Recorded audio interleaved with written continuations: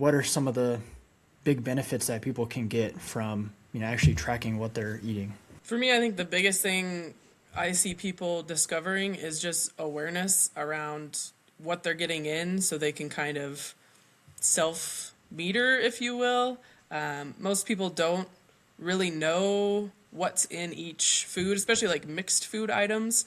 So it brings about a lot of awareness. Whether you're like you're saying, maybe you were underfueling, maybe you're kind of going over in some of these areas, but really just bringing that awareness. Also, for folks more interested, I do a lot of weight loss stuff. For folks more interested in losing weight, you really can nail down where those kind of hidden calories might be in the grazing throughout the day, or like the certain condiments that people use in abundance. It just brings about a lot of awareness of where exactly that mix of macros and micros is coming from. I feel like that's probably the biggest one for me. I don't know, JJ, what about you? What's your biggest? Or Justin, sorry, you had something. You're muted. Oh, I was just saying I'll wait till after JJ. Sorry. Yeah, as far as like the tracking goes, I have always used it for a really similar thing as Heidi. Like if start working with someone, the first thing I always have them do is track, and the biggest reason for it is just so they know what's going on and what they're putting them. Most people haven't tracked before, so Mm-hmm. just using it as a tool for them to understand, raise awareness, what's going into their body, and yeah, just the portion sizes, the education on it. I think we talk about. I always want people to have the goal of not relying on tracking. I think the only people that I've ever worked with that I have tracked religiously are people that are in the body composition world, and I don't really work with many bodybuilders. I mean, I don't work with any bodybuilders right now. I have, but people that are in like the body, because bodybuilding itself is a sport and it's an extreme. And so those people, if you're bodybuilding and you're competitive, like a physique competitor, you have to focus on those little things and track, and you have to kind of micromanage and be picky with that. But if you're just an everyday person or everybody else, outside of, even if you're an elite athlete, if you're a wildland firefighter, and if you're an elite or rugged athlete and you have never tracked before, there is value in it.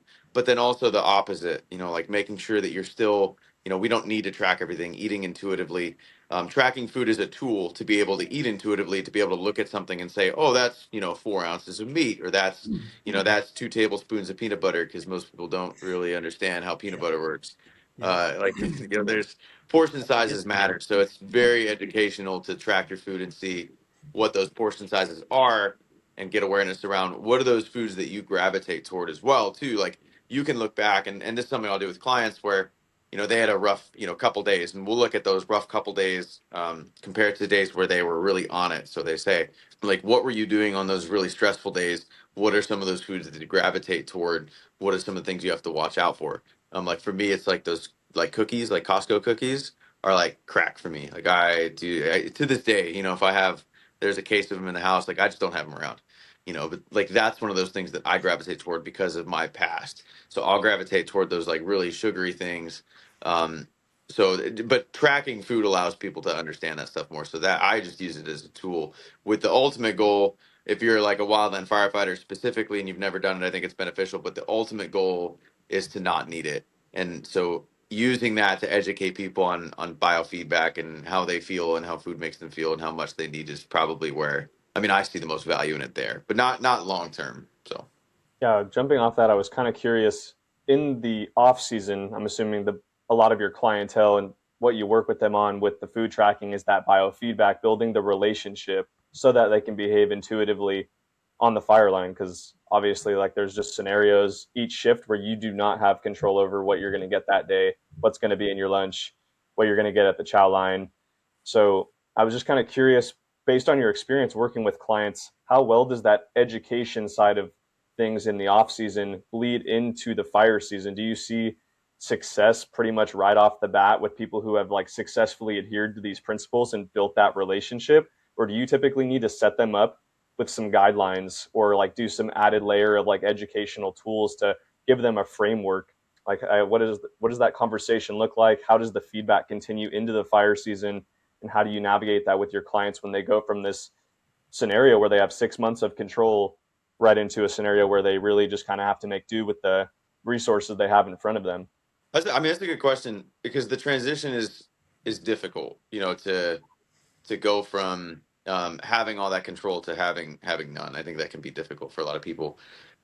I think it really just comes back to the foundation. Again, someone's ability to go into the season and drink enough water, eat enough protein, and get as much sleep as possible. If those things are the priorities, I think because we work on them so consistently, like when I work with somebody, it's not like I give them macros to hit right away. Like that stuff, we don't. It's not like, eat these macros and like get these micros in, like have all this control and like do all these things. It's really not that. It's hey, today you're gonna drink enough water and eat your body weight in protein. And once that stuff becomes a habit, then we can move on to the next thing. But until that stuff is not habitual, then we're gonna stay here and make sure that you have this down. So by the time the season hits, those things are habitual and those things they're working toward and like looking for. So the protein, again, just to come back, because that's an example. I think it provides such an immediate impact for people. That's why I like working on it right away. Not only is it important, but it does provide a almost immediate impact. Once you get a sufficient amount of protein for you, you feel it. You feel your recovery better, your energy better, your recovery's better, your digestion. You found the right proteins to fit what makes your digestion better. So those are the things you gravitate toward when you're on a catered incident and you go to the chow line. You get what you're served, obviously, but then the salad bar, you're like, oh, there's cottage cheese. Like I really need more protein today, and little things like that. Those are the things you're looking for because you know their importance because you worked on those the 6 months prior. So transitioning into the season can be difficult to think about, but I think if you have those foundational principles laid out, there's really not so much like this falling off the wagon. It's just like, oh, my foot fell off and I'm going to step back up because my foundations are so good. So I think if that answers your question, I think the transition it could be difficult, but it's simplified if your foundation is there. Yeah, I'm and finding, I've seen that, JJ. Like I've seen your work with certain individuals where you're having them track kind of that first month or that first phase, but it's only one or two key things that we want to dial in. And I think a lot of people, if they start on the food tracking, path, it can just overwhelm them because it is a lot of work Yeah. at the beginning because you're eating all throughout the day, so it's an all day thing. And you might have to go buy a food scale and bust out measuring cups every time you drink something. And you're going shopping and you're looking at all of the nutrition labels, and so you're just spending so much more time and energy doing it. And what I tell people is like, hey, you just got to stick with it for like 2 or 3 weeks, and it'll start to get easier.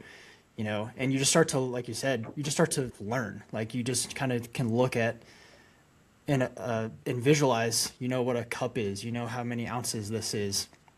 And once you figure that out, then you don't have to measure anymore. You can just kind of eyeball and go off of that. But having that, just, hey, focus on one or two key things, I've seen that be extremely valuable. But the kind of the next question I have, or where I want to go with that, is, from an expert standpoint, how do you determine like what those key things are? Like when you're doing a consultation with someone, you're building out kind of a nutrition assessment with kind of the goals you want them to hit versus the interventions or the actions you want them to focus on. Kind of what does that process look like? We'll start with you, JJ, and then Heidi. I want to hear from you too on this.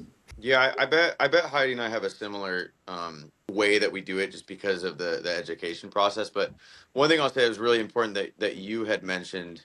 So when you're talking about tracking food and like the foundations and everything like that, one of the things that you said that was really important was that nutrition is one of those things that you have to do all day. And so where it differs from PT programming, like as an individual, I think a lot of people we can dedicate an hour a day or whatever to our workout. Like we know that, all right, this hour I'm going to have to do that. Where mentally nutrition becomes different is it's not just 1 hour a day. It's your decisions all day. And we live in a world that is Yep. designed to make you eat more. Like today is just different. You walk into a store, it's designed to make you eat more. The foods are hyper palatable. They're refined to make you want more of them. And so like navigating that world is an all day, everyday thing. And so that's where the goals and interventions are going to be different. So when I'm looking at someone, we typically use it's something that carried over for me really big from education. Not everything from school carried over to like the wildland firefighter community, but one of the things that for me really carried over was this process called the ADIME process, is what we call it, and it's an acronym ADIME, ADIME, assessment, diagnosis, intervention, and then monitoring and evaluation. So that's kind of the whole process that we look at. That assessment being the first major thing. So when we're assessing someone, obviously I want to know like the basic things, their height, weight, age, stuff like that.